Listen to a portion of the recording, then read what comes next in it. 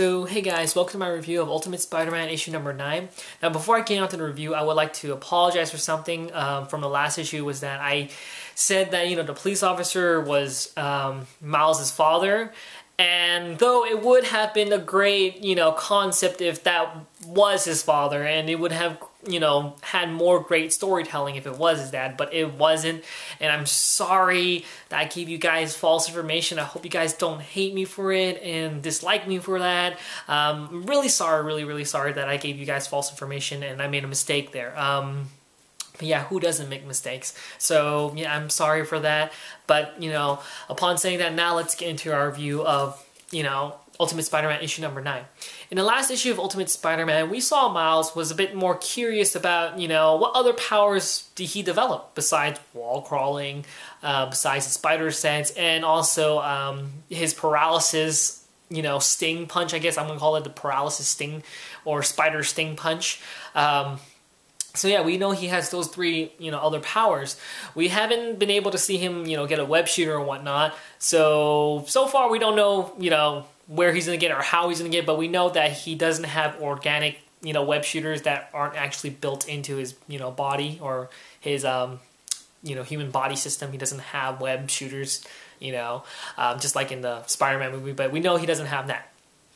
So he was a bit curious, and then later on he sees an explosion. He goes to the explosion site or whatnot where it happened, and he meets this villain called the Ringer, and he has a fight with him, takes him out or knocks him out, and then a police officer who was not his father comes in and says, I need to talk with you, Spider-Man.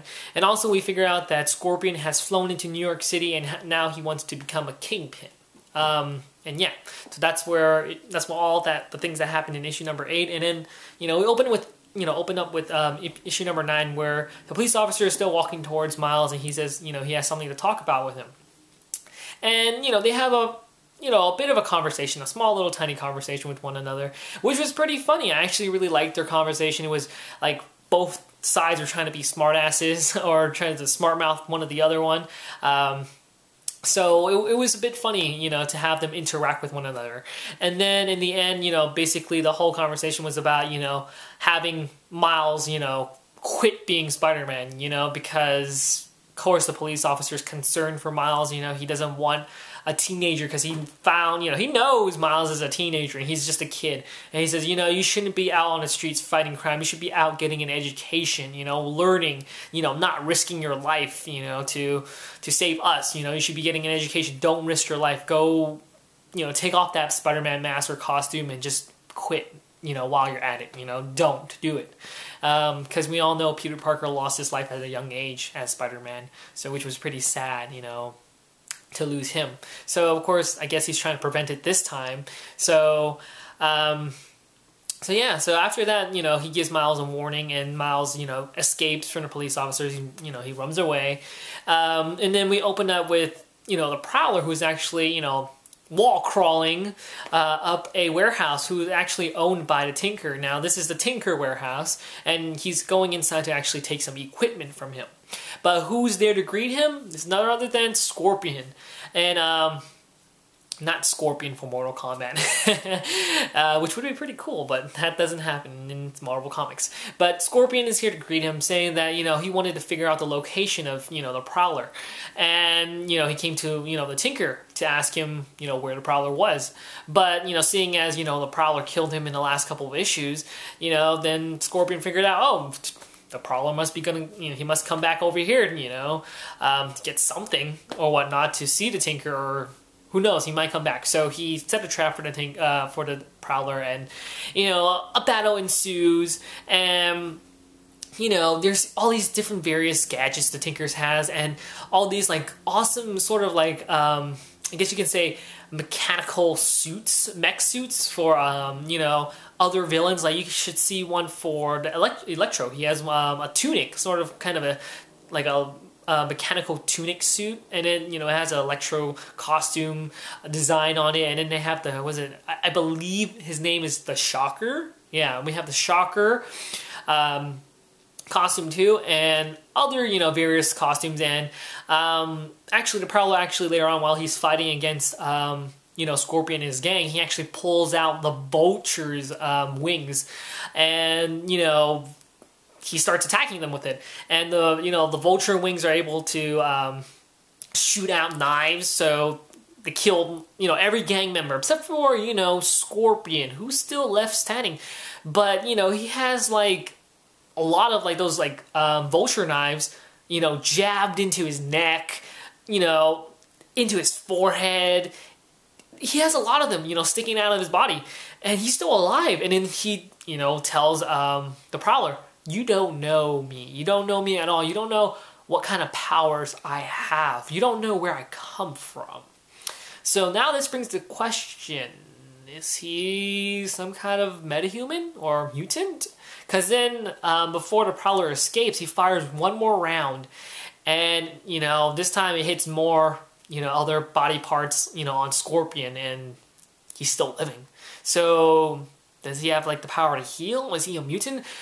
We don't know, but it's just enough for us to speculate. I know they're going to explain it later on because I'm very interested in seeing who Scorpion is, because they're trying to make him out into a big, some kind of big villain now. So yeah, after we see that happen, we open up at Miles's, prep school or boarding school, and they're all about to get ready. All the counselors are just checking in, but for some reason, of course, Miles is missing because he's still out, patrolling New York City, or he's on his way back to the boarding school. He's a bit late, so of course his counselor starts getting curious, and he goes, checks up on the bathroom stall to see where Miles is, and he still can't find him. But then once he gets back to the room and talks to Genki and his other roommate, Miles is there. And he's like, I checked the bathroom. You were in there. He's like, oh, I was there. But then, he's like, okay, well, if this happens again, I'm calling your parents. So, of course, the counselor's suspecting something. And also his roommate starts suspecting something because he had lied to the counselor. So he wants in on, what Miles and Genki are into, or doing, whatnot. But, of course, they don't tell him. But, yeah, and that's how almost the issue ends. But because, in the end of this issue, Miles gets a text message from his Uncle Aaron. And, Uncle Aaron's asking him to do a favor for him. Just one teensy-bitsy favor. And I think that has to deal with fighting Scorpion. So that's how the issue ends. So that's about it for this issue. That's just my summary of the issue. Just, like I said, don't want to go in depth. But, yeah. What I liked about this issue, for one thing, is that, the conversation between the police officer and Miles was a bit, funny. Because in one part, Miles actually does mention that, while he's talking to the police officer asks him, who do you think you are? You can't be Spider-Man. He's dead. So who are you?